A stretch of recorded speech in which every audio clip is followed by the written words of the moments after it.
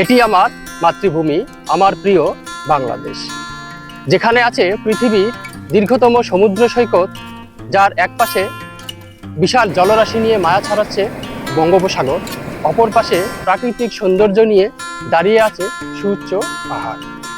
মাতৃভূমিকে ভালোবাসতে হলে আগে জানতে হবে তার nature, beauty, resource, strength, weakness, opportunity and threat. আসুন মুখে নয়, হৃদয় থেকে মাতৃভূমিকে ভালোবাসি।